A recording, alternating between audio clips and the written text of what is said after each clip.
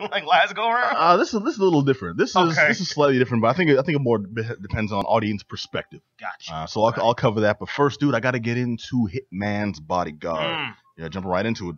2 feet. Because, okay, first of all, if anyone doesn't know, this is the new movie starring Ryan Reynolds and Samuel L. Jackson. And, you know, the crazy part is, P's, the fact that I just started seeing trailers for this. So, you must have been on it for you to see trailers. When I first saw it, I was like, wow, it's Saturday. How am I just now seeing trailers for this? And it looks really good. Did it live up to the hype? Well, maybe it goes without saying that the fact that you didn't see nary a trailer for it until you said, well, first of all, it's already been released. So until after it's already been released, yet it was #1 at the box office, beating out Hollywood favorite Logan Lucky. And the new Annabelle movie. It beat out the horror movie and it beat out the Daniel Craig Channing Tatum assassin movie. Yeah, I've been seeing that stuff too. Wow. Yep. Wow. Independently produced. So yes, it was good. I enjoyed the heck out of this movie, and I did not expect to. So if anyone doesn't know, it's starring Ryan Reynolds, starring Sam Jackson, Selma Hayek making an appearance. I haven't seen her in a little bit, and she was nice. I mean, she looks aging very well. Cause she's like 50, right? 50 with a couple kids. Still looking I won't say that. Just gotta have my facts straight there. But she's getting there. But spot on. Gary Oldman too came out the cut. I've not seen Gary Oldman. I think since I might be wrong. I think since he was Commissioner Gordon. Oh yeah, that's a lot sooner than I seen him. Yeah. Yeah. All right. So the plot breakdown is the world's top bodyguard gets a new client, a hitman who must testify at the International Court of Justice. They must put their differences aside and work together to make it to the trial on time. It's the Hitman's Bodyguard. The general premise of this is Sam Jackson plays a hitman, and he's assigned a bodyguard. Now, a dude that kills people and is basically badass for a living doesn't really need someone to watch his behind and his backside. But Ryan Reynolds is also one of the top, CIA agents, hitman, assassins himself, turned bodyguard, turned high-end protection provider. And he ends up through a I don't know, kind of like an 80s movie comical, more of a mid-90s movie ridiculous set of circumstances, having to guard Sam Jackson, the dude who not only is like hardcore in his own right, but has also tried to kill Reynolds on several occasions. And dude, I can understand why this one kind of slipped under your radar, because like I said, independently produced, and not a lot of that went to the marketing, where most a movie with Ryan Reynolds and Sam Jackson would be huge. Any major studio would put at least like 40 million. Oh, absolutely. Yeah. And I remember seeing trailers for it for at least a month back. But you're right, not that many. Right. They'd be like one, and then you'd see like 3-4 movies and such, and then oh yeah, I remember that thing. Not a big online campaign, nothing. And what I think really made this one, it was #1, and the movie was good, and I'll explain why in a bit. But I think the main thing that made it successful is that it was up against movies with like possibly more star power. And I mean by sheer numbers. Sam Jackson is huge. Ryan Reynolds is pretty damn big himself. Selma Hayek is still quite relevant. She's I wouldn't go see a movie just for her, but I would enjoy a movie more, with the prize. Check them out. You know what I'm talking about.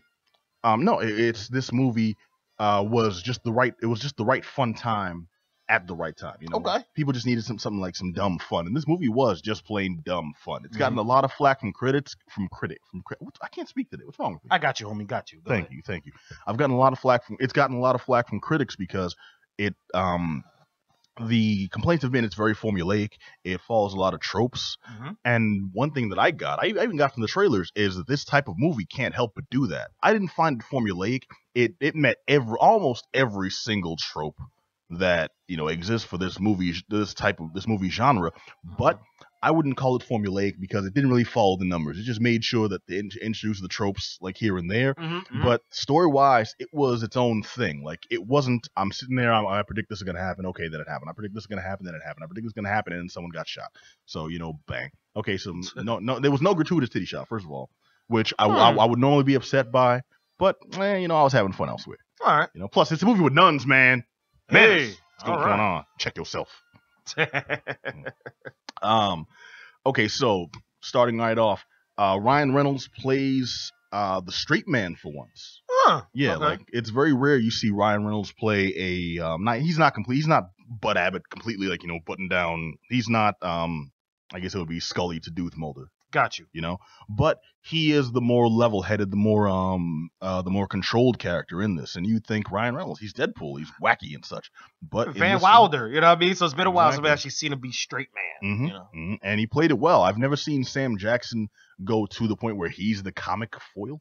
Huh. Yeah, and I don't mean comic like Jerry Lewis. Right. He's more like Do you remember I'm Gonna Get You, Sucker? Yep. Okay, you remember how John Slade was like a serious badass, yep. But he was just making these weird comments left and right. With his bunny in and all that. Gotcha. Yeah. Imagine if John Slade was like drunk throughout that whole movie. That'd be Sam Jackson in this movie. Got you. Yeah. All right. And it was cool to see because this is like Julius Winfield just kind of like got old and stopped giving an F. You know, he met Lost him. to Jerry Curl. Oh, now you are. Pretty much. And it starts off, Ryan Reynolds was a top assassin. Something happens where he's not necessarily disgraced, but he's no longer at that top level status. He's been hunting that ever since. Mm-hmm. Coupled that with several attempts on his life, a bad relationship, kind of being not blacklisted, but people know, oh, he's that guy. He did this. This man, oh, okay, no, he's dope. But then again, didn't you do this, right? It's kind of like if you grow up and you have a successful career and, you know, you become like, you know, rich and famous and popular and all, you know, everyone across the world loves you, but you go home to see your folks for Thanksgiving and you're still, you know, oh yeah, you so-and-so, you peed yourself that one time back when you were 6. You know, yeah. So he can't quite escape that one black spot on his career. And he's really trying to get over that to get back in that top level. Meanwhile, Sam Jackson is a dude who was that top assassin, kind of still is that top assassin, but he just kind of stopped caring. He got bored with all of it. You know, he met a woman. He settled down, kind of. He settled down as much as a man in his position could settle down. And then eventually just, you know, stopped caring once, you know, some stuff hit the fan and he ended up getting locked up. Now, while he was locked up, his wife also ended up taking a fall, and she becomes the primary motivation for why he gets involved in the stuff in the first place, where he needs to testify in a major court, you know, in a worldwide court trial. Mm-hmm. I'm not even sure something like this exists. A world court, like it's like international court, kind of. Mm-hmm. Okay, but does like the UN have just like its own judicial system that bypasses, you know, Supreme Courts and all of their national, because that's what this is. I mean, it's something that's been called for a number of years. So they've been trying to have. They do have a world court, if you will. Mm-hmm. But it's one of those sort of things where, if you got the juice, you got the power, and you hold the keys, if you will, you ain't got to report to nothing.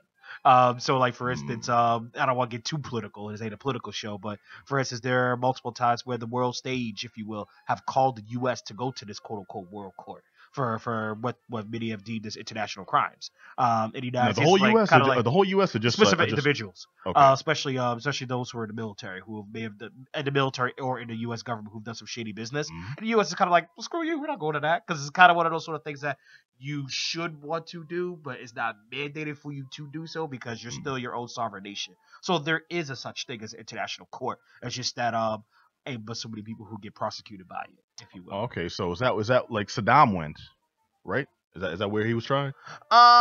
In some ways, yes. Okay. In some ways, I can't go deep into that, but in some ways, yeah. No, it's all good, man. We know you got secrets. all right. Put me on blast, brother. Nah. It's all good. Wait, I'll be missing forever. You do that. I've only been gone for like a couple of months. I'll be missing forever. Yeah, but no one knows it's been in that bunker. Just learning stuff. All right, but okay, so it's this type of world court that he needs to testify in, and that's when Gary Oldman steps in. Gary Oldman doing this deep Russian accent, and just playing the most evil SOB since maybe his role in Book of Eli? The Professional. Oh, okay. Yeah, no, Book of Eli was nothing compared to this guy. Yeah. He's beating up a blind lady in Book of Eli. That's pretty messed up. You see what he does in this movie. Yeah, blind lady got off easy. But hey, again, right there, another top level actor, another A-lister, and this movie just still under the radar, man. Not under the radar, but still just was not as touted as you'd expect a movie like this to be. Absolutely. Crushed the competition. Annabelle could not hold a candle. They kicked that puppet. They punted that puppet. Flying distances. I'll call it the cast real quick because I mentioned Ryan Reynolds, I mentioned Sam Jackson, I mentioned Salma Hayek. 15-year-old self a minute to reflect there. My Elodie Young. 35-year-old self. Elodie Young is she plays Ryan Reynolds' romantic interest, and it was an interesting performance by her because originally this wasn't supposed to be Ryan Reynolds' show in the plot of the movie. So to see her step up and be the agent that supposedly takes that thunder and yet somehow still has to relinquish, she played that back and forth well. I didn't completely buy her as a woman with feelings for this dude, as you're supposed to get from a romantic interest of this type. So, I mean, I can't call out that much, but I will say for a first showing with this type of star power, she held her own. So I can definitely respect that. I will go on to say just one more dude. I'm trying to pronounce this right because I've never been able to do it before. Joaquim de Almeida. You may remember him, probably not because it's been a while, but as Bucho from El Mariachi. Okay, I think I'm following you. Yeah. All right. The El Mariachi series, or maybe Desperado would be a better. Okay. Yep. He was the big bad. I've never seen this dude play anything but like a top level villain. Oh man, absolutely. Yeah. Absolutely. He's got one of those faces, man. But I'm just saying.